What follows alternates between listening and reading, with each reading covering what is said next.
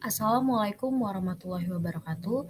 Perkenalkan, nama saya Denisa Cahaya Sabrina, NIM 120220013 dari kelas R1, mata kuliah perencanaan kawasan strategis. Di sini saya akan membahas mengenai kawasan hutan lindung. Yang akan saya bahas yaitu mengenai kawasan hutan lindung Bukit Betabu, Kabupaten Kuantan Singini, Riau. Yang pertama, saya akan membahas mengenai teori pembangunan berkelanjutan, di mana pembangunan berkelanjutan merupakan proses dalam pembangunan yang dapat memaksimalkan dari segi sumber daya alam yang telah tersedia.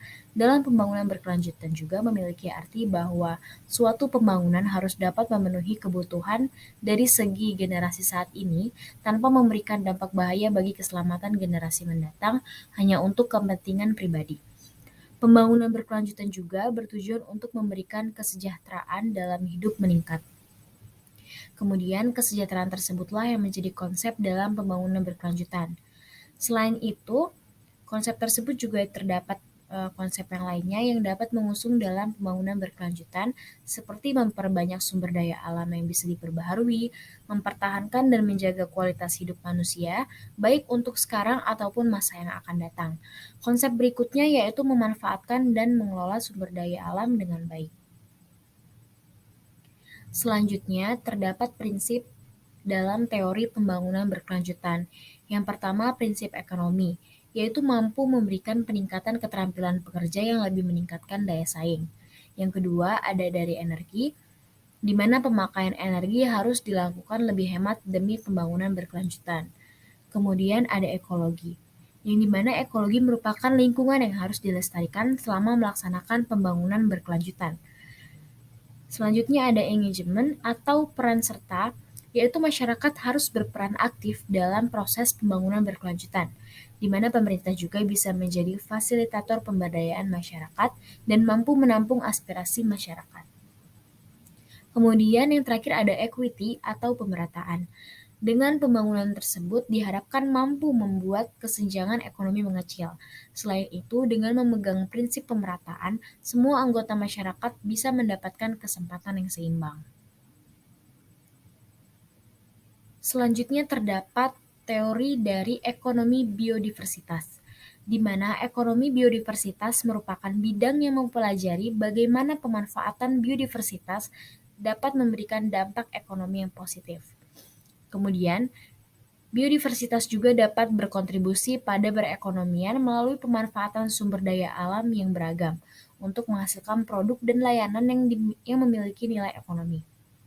Salah satu contoh pemanfaatan biodiversitas adalah melalui pengelolaan mikroorganisme untuk menghasilkan produk yang berdampak ekonomi dan berkontribusi pada daur ulang ekonomi untuk menjaga bumi.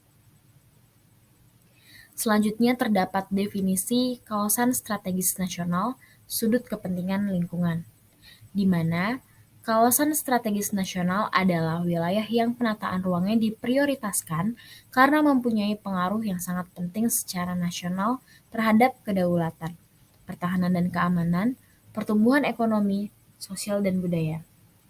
Kemudian kawasan hutan lindung Bukit Betabu merupakan hutan lindung yang terdapat di Kabupaten Kuantan Singingi dengan luas sebesar 43.541,40 hektar, di mana setiap tahunnya tingkat deforestasi hutan yang dilakukan oleh oknum perambah hutan semakin meningkat, sehingga menyebabkan kawasan hutan lindung semakin kritis dan rusak.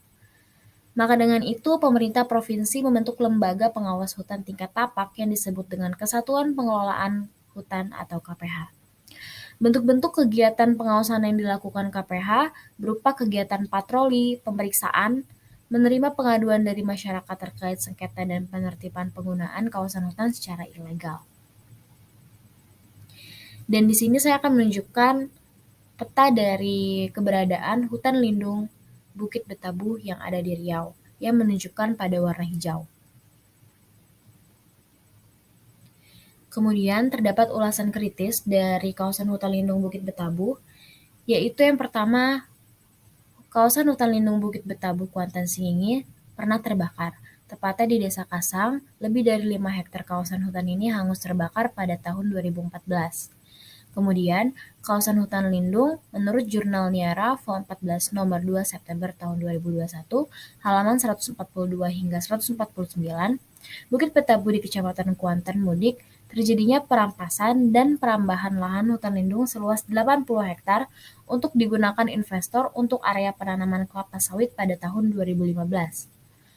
Kemudian, terjadi pembabatan hutan lindung Bukit Betabu di daerah Bukit Tebandang, Kecamatan Hulu Kuantan, perbatasan antara Riau dan Sumatera Barat, diduga didanai oleh oknum pengusaha pada tahun 2016.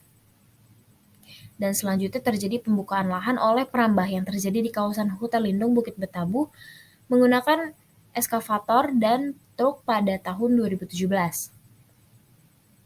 Kemudian, terdapat kelompok pembalak liar dan perambah hutan membakar pondok penjagaan kelompok tani hutan yang dibuat swadaya oleh masyarakat Desa Air Bulu tahun 2018. Dan selanjutnya pada kawasan hutan lindung Bukit Betabu yang berada di Kabupaten Kuansing, Riau habis dibabat pada tahun 2019. Kemudian, hutan lindung Bukit Betabu juga mengalami kritis. Kerusakan yang terjadi di kawasan hutan Bukit Betabu juga akibat perluasan perusahaan pada tahun 2020. Oleh karena itu, efektivitas pengawasan hutan lindung Bukit Betabu di Kabupaten Kuantan Singingi, Riau, belum efektif. Adapun indikator yang menunjukkan belum efektifnya pengawasan hutan lindung Bukit Betabu Kabupaten Kuantan Singingi pasca perubahan kebijakan pembagian urusan pemerintahan bidang kehutanan berdasarkan Undang-Undang Nomor 23 Tahun 2014 tentang Pemerintah Daerah. Pentingnya standar operasional prosedur atau SOP dalam pelaksanaan pengawasan hutan lindung Bukit Betabu. Pengawasan hutan lindung Bukit Betabu tidak dilakukan rutin. Kurangnya keahlian dan profesionalisme yang dimiliki sumber daya manusia menjadi salah satu faktor penghambat kegiatan pengawasan hutan lindung Bukit Betabu di Kabupaten Kuantan Singingi. Dan terdapat usulan agenda kebijakan yang pertama, adanya peningkatan pendapatan masyarakat di sekitar HLBB melalui HHBK untuk meningkatkan penghasilan masyarakat di sekitar hutan lindung.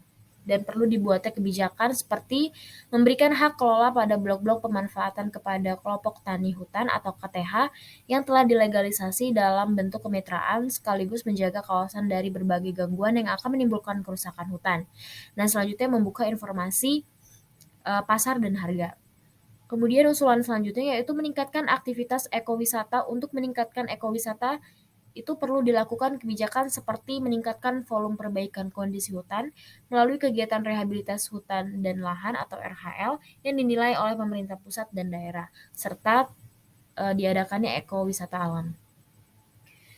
Kemudian usulan yang ketiga itu diadakannya pengawasan dan penegakan hukum. Untuk meningkatkan pengawasan dan penegakan hukum, perlu melakukan patroli rutin bersifat kolaboratif dengan melibatkan instansi terkait dan masyarakat sekitar hutan. Kemudian melakukan penyuluhan hukum dan advokasi, serta pembentukan forum komunikasi antar stakeholder. Terdapat agenda penelitian masa depan yang harus dilakukan, yaitu pihak pengawas hutan tingkat tapak, yakni Kesatuan Pengelola Hutan atau KPH di Hutan Lindung Bukit Betabu Kabupaten Kuantan Singingi Riau, lebih kreatif untuk mengkolaborasi dengan masyarakat dalam pengawasan hutan lindung dan pengembangan ekowisata di kawasan tersebut, sehingga dapat saling menguntungkan antara Kesatuan Pengelola Hutan atau KPH dan masyarakat sekitar Hutan Lindung Bukit Betabu. Sekian dari presentasi yang sudah saya sampaikan, kurang lebih saya mohon maaf. Saya akhiri, wassalamualaikum warahmatullahi wabarakatuh.